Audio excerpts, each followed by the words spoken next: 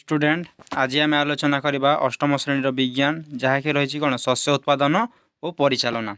तो आम तार अभ्यास कार्य गुड़ाक आम आलोचना करवा। तो देखा प्रथम प्रश्न। तो ये कौन लिखाई निम्न बंधनी मध्य ठीक उत्तर बाछि शून्यस्थान पूरण कर। तो आमको कौन यह डेस्क पूरण देती आम पूरण करवा। तो ये लिखा जाए तुम जोटा कि भाषा जल फसल पोषक तापर बुढ़ीवा प्रस्तुति एगुड़ाक हूँ कौन तार गोटे दि जाए आम बाछि बाछिकी लिखा। तो करे कौन देसी कौन एक प्रकार उद्भिद बहु परिमाण रे चाष करने को कौन कहुए। तो यार आंसर कौन हो यार आंसर हो कौन फसल कौन हम यार आंसर हो फसल। तापर कौन लिखाई फसल उत्पादन पूर्व मृत्तिका को डेक्स प्रथम पदक्षेप अटे। तो मृत्तिका कौन प्रस्तुति करवा कौन पदक्षेप अटे। तो कर आंसर हो कौन कर आंसर हो फसल एवं खर आंसर हो कौन प्रस्तुति। तापर नष्ट हो जाइथिबा मंजी गुड़ी को पानी उपरे डेक्स को लगे। तो यह पानी उपर कौन लगे ग नंबर आंसर कौन हम ग नंबर आंसर हम कौन भाषा। तो यार कौन हम भाषा।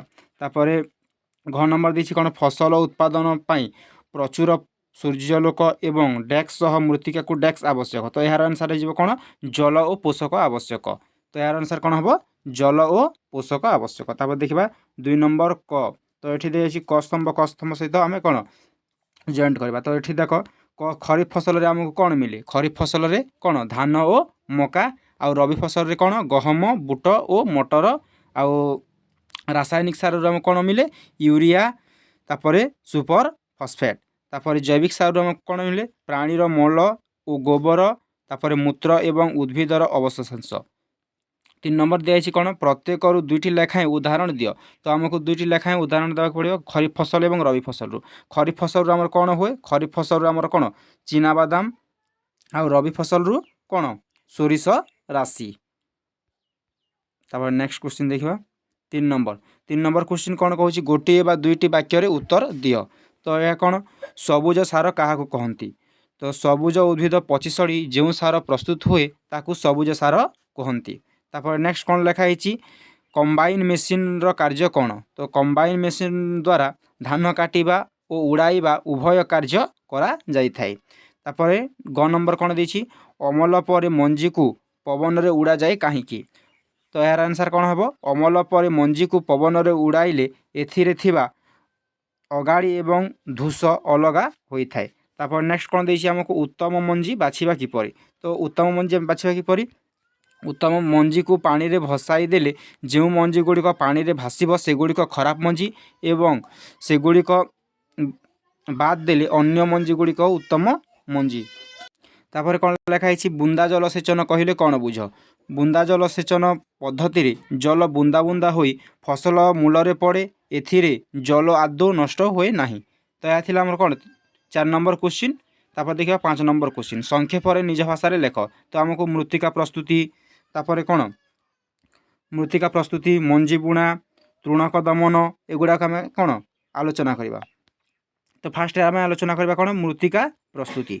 तो मृत्तिका प्रस्तुति कौन तो शस्य उत्पादन पूर्व मृत्तिका प्रस्तुति होछि प्राथमिक सोपान। उन्नत कृषिर मुख्य उद्देश्य है मृत्तिकार स्थानांतरण और मृत्तिका को हालुका करवा। तापर ट्रिपल आई कौन देछि माटी ओदालिया थिला बेले हल कले सहजरे माटी ऊपर तल होइथाए। तापर आईभिन कौन दिखाई हल समय बाहरी पड़ुथिबा बड़ बड़ माटी खंड को माटी टेला कहती एवं एही माटी टेला को काठ बाउंस तैयारी moi द्वारा गुंड करी समतुल करा जाए। तापर नेक्स्ट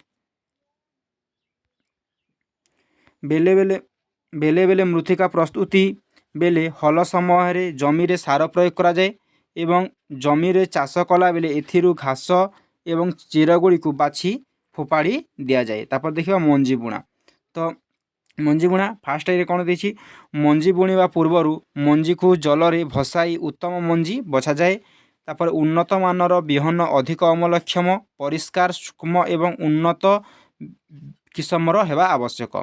तापर एबे पारंपरिक जंत्र द्वारा मंजी बुणा प्रस्तुति समय पक्षे एवं व्ययबहुल हेउछि तेणु ड्रिलिंग जंत्र द्वारा कम खर्च एवं कम समय मंजी बुणा कार्य କରିବା ଆବଶ୍ୟକ। ତାପରେ ଏହା ଫଳରେ ମଞ୍ଜି ଗୁଡ଼ିକ ସମାନ ଭାବେ ଠିକ୍ ଦୂରତାରେ ଏବଂ ସମାନ ଗଭୀରତାରେ ପଡ଼େ। ମଞ୍ଜି ଉପରେ ମାଟି ଘୋଡ଼ାଇ ହୋଇ ପଡ଼ିବାରୁ ପକ୍ଷୀମାନେ ମଞ୍ଜିକୁ ଖାଇପାରନ୍ତି ନାହିଁ। ତାପରେ ଏଥିରେ କ'ଣ ସମୟ କମ୍ ଲାଗେ ଏବଂ ମଜୁରୀ କମ୍ ଖର୍ଚ୍ଚ ହୁଏ। ତାପରେ ଦେଖିବା ତୃଣକ ଦମନ। ତ ତୃଣକ ଦମନ ଅନାବଶ୍ୟକ ଭାବେ ଜମିରେ ବଢ଼ୁଥିବା ଅନାବନା ଗଛକୁ ତୃଣକ କହନ୍ତି। ତୃଣକ ଗୁଡ଼ିକୁ ଚାଷ ଜମିରୁ ନିର୍ମୂଳ କରିବାକୁ ତୃଣକ ଦମନ କୁହାଯାଏ। ଫୁଲ ଓ ମଞ୍ଜି ଧରିବା ପୂର୍ବରୁ ତୃଣକ ଦମନ ଏକାନ୍ତ ଆବଶ୍ୟକ। ହାତରେ ତୃଣକ ଗୁଡ଼ିକୁ ଉପାଡ଼ି ଦମନ କରାଯାଇପାରେ ଏବଂ ଖୁରୁପି ବା ମଞ୍ଜି ଡ୍ରିଲ୍ ଯନ୍ତ୍ର ଦ୍ୱାରା ମଧ୍ୟ ତୃଣକ ଦମନ କରାଯାଇପାରିବ।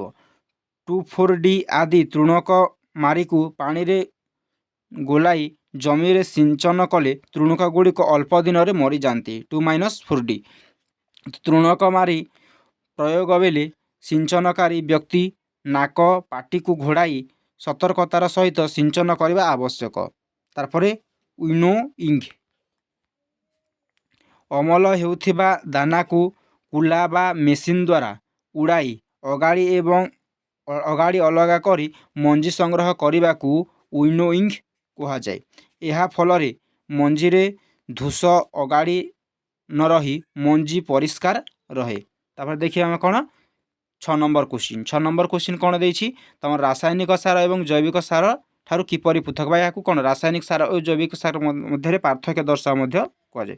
ତ ଦେଖ 1 ନମ୍ବରରେ ରାସାୟନିକ ସାର ଏକ ଅଜୈବିକ କ'ଣ ଲବଣ, କିନ୍ତୁ ଜୈବିକ ସାର ଏକ ପ୍ରାକୃତିକ ପଦାର୍ଥ ଯାହା ମନୁଷ୍ୟର ବର୍ଜ୍ୟବସ୍ତୁ, ଗୋବର ଏବଂ ଉଦ୍ଭିଦର ଅବଶେଷାଂଶରେ ବିଘଟନରୁ ମିଳିଥାଏ।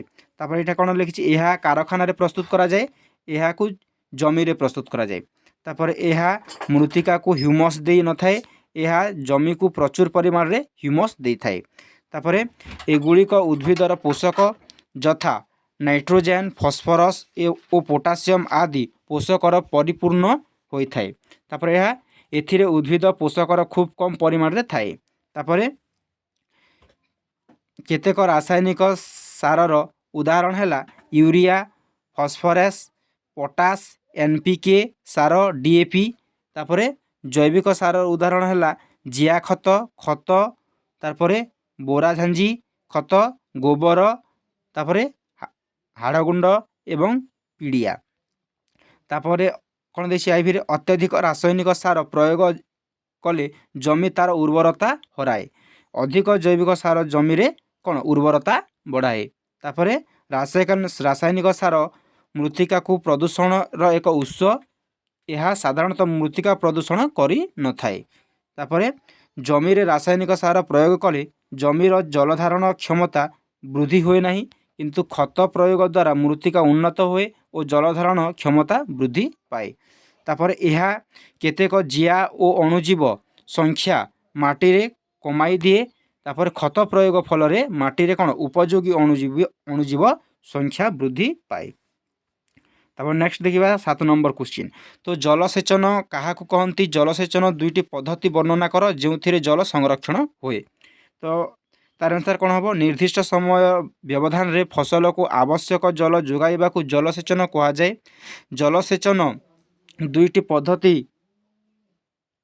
ହେଲା ସ୍ପ୍ରିଙ୍କଲର ପଦ୍ଧତି ଓ ବୁନ୍ଦା ପଦ୍ଧତି। ଏହି ଦୁଇଟି ପଦ୍ଧତିରେ ଜଳ ସଂରକ୍ଷଣ ହୋଇଥାଏ।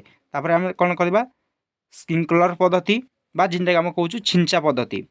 ପର୍ଯ୍ୟାପ୍ତ ଜଳ ପାଉନଥିବା ଅସମତଳ ସ୍ଥାନରେ ଛିଞ୍ଚା ପଦ୍ଧତିର ଜଳସେଚନ କରାଯାଏ।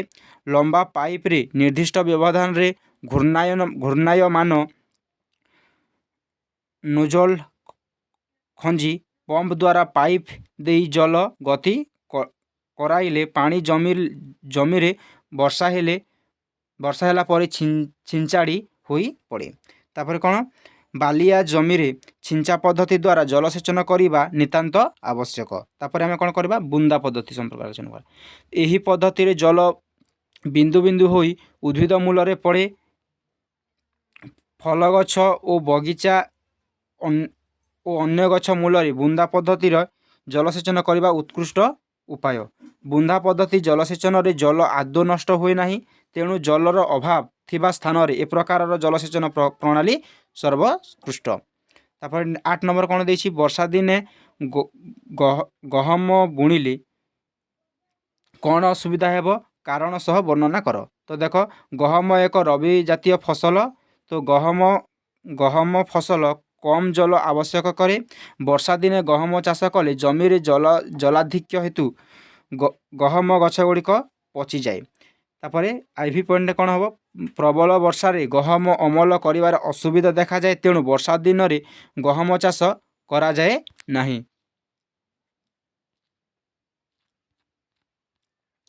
ତାପରେ 9 ନମ୍ବର କ୍ୱେଶ୍ଚିନ୍ କ'ଣ ଦେଇଛି, ବାରମ୍ବାର ଫସଲ ଚାଷ କଲେ ଜମିରେ କି କ୍ଷତି ହୁଏ? ବାରମ୍ବାର ଜମିରେ ଫସଲ ଚାଷ କଲେ ମୃତ୍ତିକାରେ କେତୋଟି ପୋଷକ ପଦାର୍ଥ କମିଯାଏ ଏବଂ ଜମିରେ ବାରମ୍ବାର ଚାଷ କଲେ ଜମିର ସାର ପ୍ରୟୋଗ କରିବାକୁ ପଡ଼େ, ତେଣୁ ଆବଶ୍ୟକତା ଠାରୁ କମ୍ ବା ବେଶୀ ସାର ପ୍ରୟୋଗ ଦ୍ୱାରା ଦୁର୍ବଳ ଗଛ ସୃଷ୍ଟି କରେ। ସାର ପ୍ରୟୋଗ ଫଳରେ କେତେକ ଉପକାରୀ ଅଣୁଜୀବ ଓ ଜିଆ ନଷ୍ଟ ହୋଇଯିବା ଫଳରେ ଜମି ତାର ଉର୍ବରତା ହରାଏ।